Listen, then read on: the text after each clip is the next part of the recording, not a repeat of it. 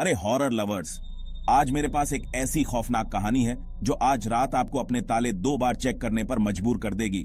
ये है प्रशांत की फीरावनी दास्तां। एक आदमी जिसका सामना हुआ किसी ऐसी चीज से जिसने उसे बुरी तरह फीरा दिया। प्रशांत एक आम आदमी था जो शहर के बाहरी इलाके के एक छोटे से गांव में रहता था। एक शाम वह काम से देर से घर लौट रहा था। सूरज ढल चुका था और चांद मोटे बादलों के पीछे छिपा हुआ था।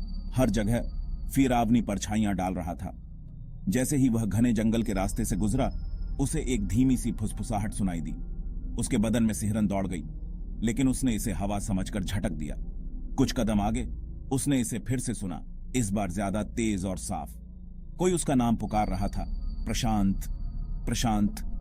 वह मुड़ा, लेकिन वहां कोई नहीं था। उसका दिल उसकी छाती में धड़कने लगा और उसने अपनी रफ्तार तेज कर दी। अचानक तापमान गिर गया और रास्ते पर घना कोहरा छा गया। कोहरे के बीच से एक आकृति उभरी, एक सफेद फटी पुरानी साड़ी पहने एक बुढ़िया। उसकी आंखें खोखली थीं और उसका चेहरा भावहीन।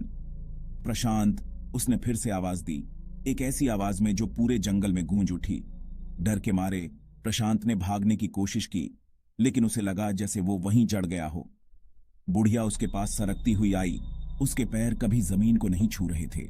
उसने अपना हड्डियों वाला हाथ उसकी ओर बढ़ाया। प्रशांत को अपनी बांह पर एक बर्फीली पकड़ महसूस हुई और वह चीख पड़ा। अपनी हताशा में उसे एक पुरानी दुआ याद आई जो उसकी दादी सुनाया करती थी। वह उसे कांपती आवाज में गुनगुनाने लगा। जैसे ही उसने ऐसा किया, बुढ़िया ने एक खून जमा देने वाली चीख छोड़ी और हवा में गायब हो गई। कोहरा छंट गया और जंगल अपनी फीरावनी खामोशी में वापस आ गया। प्रशांत अपने घर भागा। उसका दिल अभी भी तेजी से धड़क रहा था। उसने फिर कभी उस रास्ते का इस्तेमाल नहीं किया और आज तक वह कसम खाता है कि उस बुढ़िया की आत्मा अभी भी वहीं है, अपने अगले शिकार का इंतजार कर रही है। तो अगली बार जब आपको अंधेरे में कोई फुसफुसाहट सुनाई दे, तो प्रशांत की कहानी के बारे में सोचना। शायद, सिर्फ शायद, कोई या कुछ आपको बुला रहा है। मीठे सपने हॉरर लवर्स। अधिक रोंगटे खड़े कर देने वाली कहानियों के लिए लाइक, शेयर और सब्सक्राइब करना ना भूलें। अगली कहानी में मिलते हैं।